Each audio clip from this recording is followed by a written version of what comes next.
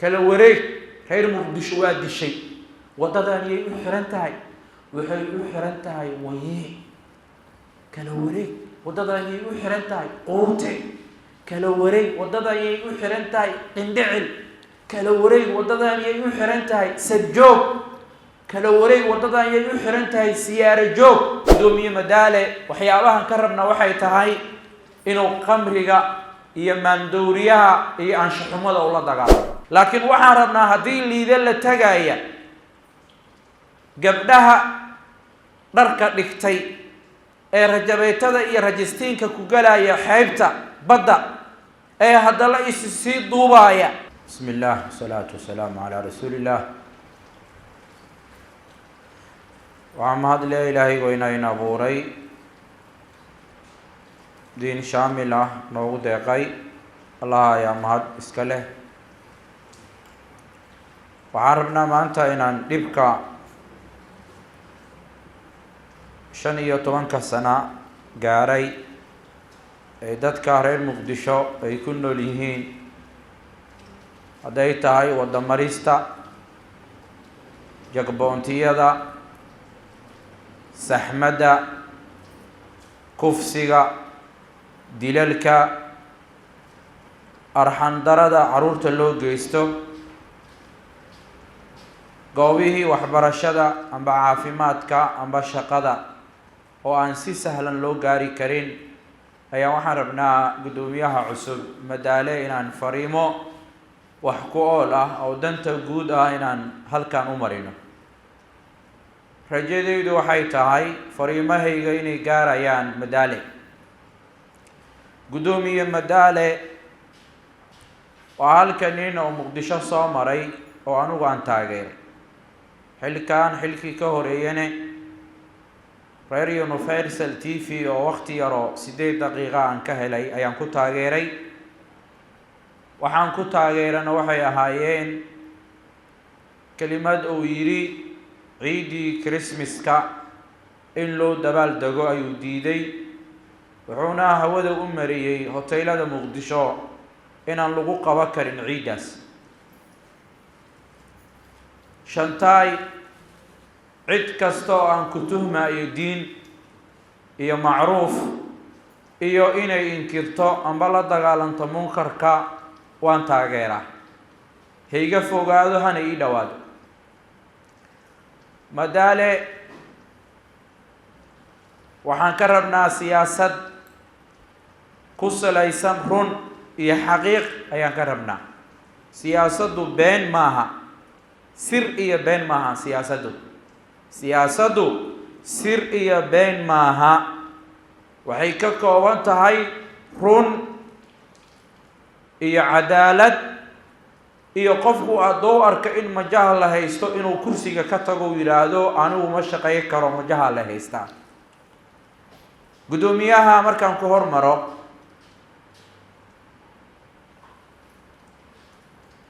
muqdisho kontaroolada iyo jagboontiyada muqdisho waxaa loo bixiyay dekada qalalan gudoomiye dekada qalalan baa loo bixiyay bajaajleyda rikaableyda baabuurta sida gaarka loo leeyahay kuwa aroosyada gilbiyo intaba lacagay ku maraan waxaan rabnaa dhagxaanta maamulkan ka horeeyay oo magaalada muqdisho uu ku gooyay ee aan laami kaliya ahayn oo xataa xaafadihii la jaray in la qaado gudoomiye Madaale amni waxaa la imaan karo oo amniga sugi karo ummadda Allahu rabbul caalamiin lala heshiisiyo marka koowaad xifdu diin ummadda ilaahay heshiis lagala dhigo oo ilaahay amarkiisa la yeelo iyadoo loo marayo dariiqii nabiga sallallahu alayhi wasallam waxaa ku xigo asgari lagu xushay caafimaad akhlaaq haddana dab la soo marsiiyey la tababaray anshax lagu xushay ay xuquuqdiisii loo kaamilay ayaa amni sugo ee dhagax wada lagu gooyo amni ma sugo dekada qalalan ayaa loo yaqaanaa jagboontiyada muqdisho haddaana idhikaar dowladeed ma haysan sida aad ku marto aad bay u adag tahay $1 ugu yar waxaad geliso waxaan rabnaa rikaableyda baabuurta ganacsiga sida gaarka loo leeyahay asgirigu inuu fatasho inuu baaro inuu daayo oo fasaxo markuu hubiyo wixii amnigi wuxuu dhimayay inayna gaadiidkaani ayna saarnayn darawalkana la baaro ka bacdina la daayo lacaga laga sameeya dadka bajaajleyda ama rikaableyda waxay u badan yihiin dad 30 sano ka yar xaas bay leeyihiin caruur bay leeyihiin qaar waxaa la nool waalidiintoodii amba hooyaa la nool amba aabe ciddan ayuu u maqan yahay ninka marka waa in wadada loo fududeeyaa oo shaqaystaa haddii dadka waddankoodii lagu ciriiriyo ay dadku shaqaysa waayaan dalka waa laga cararaya gudoomiye madaale waxyaabahan ka rabna waxay tahay inuu qamriga iyo maandooriyaha iyo anshaxumada ula dagaalamo gudoomiye degmada Cabdicaziis ninka aad u magacaabi doonto waxaan kaa codsanaynaa nin adiga camala inuu yahay nin xirnimo soo maray diinta wax ka yaqaan daljoog ah ayaan rabnaa xilka diyaasbaraha laga ilaaliyo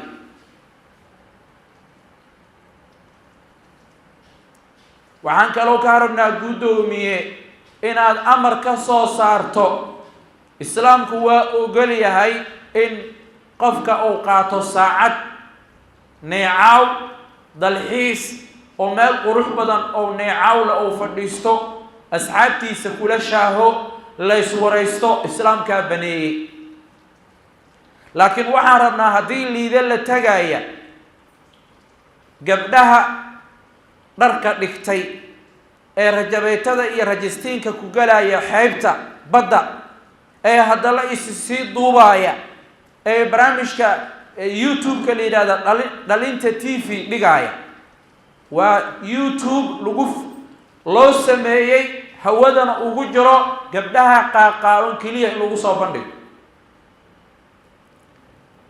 anshaxad xeebta liido nin wax ka qaba kara ay raggu iyo haweenku inay isku dhex milmaan diidaya muqaddaraadkana la dagaalamaya rabnaa inaan halkaa u magacaabo guushiina waxay ku xiran tahay sida diinta Ilaahay u ilaalisaan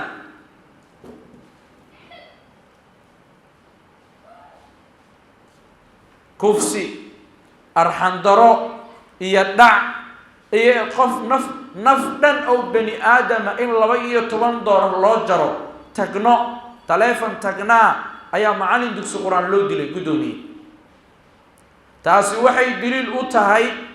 maandooriyaha dhibka ka dhashay ay cadeyn u tahay ilaahay aqliga waa ilaaliyay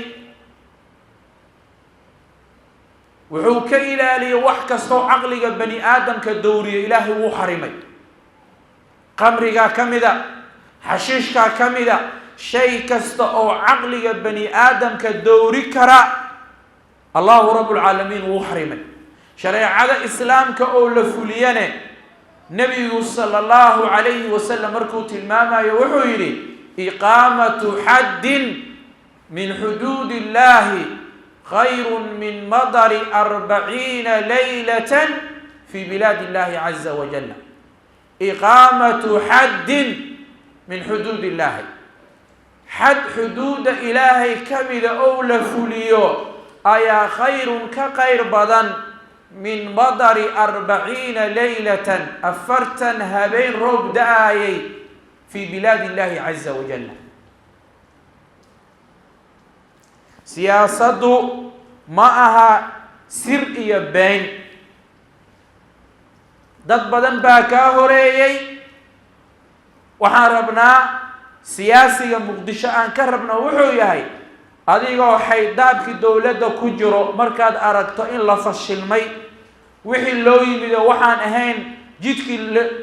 lagu heshiiyey jidaan ahayn in la maray nin dhihi karo waxaan rabaa inaan casilaadayda layga aqbalo. war maxaa dhacay? sidaan iyo sidaan iyo sidaan iyo sidaan ayaa jirto. shaqadeedii waa lay madax banay waayey, majaha lay haystaa, waxaan u imiday inaan dhaqaaq sameeyo, wax la taaban karo inaan ka tago. waxaan rabnaa marka nin noocaasaan rabnaa. siyaasiyiinta Soomaaliya waxaan kala yaabay maalinkii ra'iisul wasaaruhu xilka ka qaado ama madaxweynuhu xilka ka qaado ayuu wuxuu leeyahay sidaa iyo sidaa iyo sidaa iyo sidaasaa jirto. intaad wasiirka ahayd ama aad guddoomiyaha ahayd maxaad u sheegi weysa ama ra'iisul wasaaraha ahayd? ummaddu way soo jeedaa. islaamkuna wuxuuna faray inaan runta isqaadan. nabigu wuxuu sallallahu alayhi wasallam afar sameeya. afarta maxaa kow ka ah sidqul xadiithi,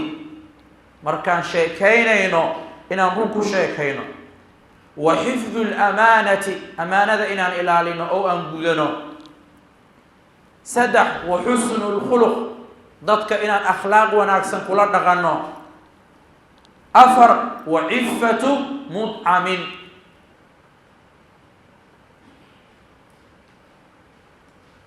adduunyada ilaahay baa haaya.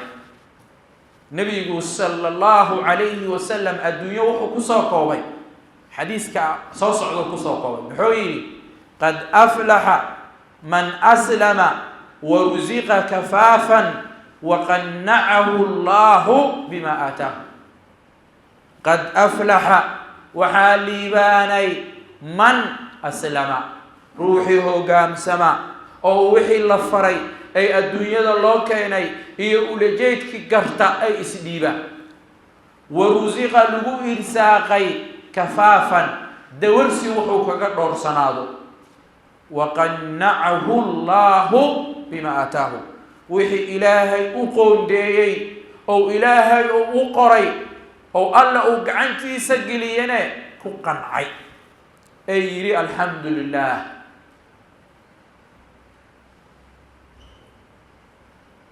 xilkaa hadda aada hayso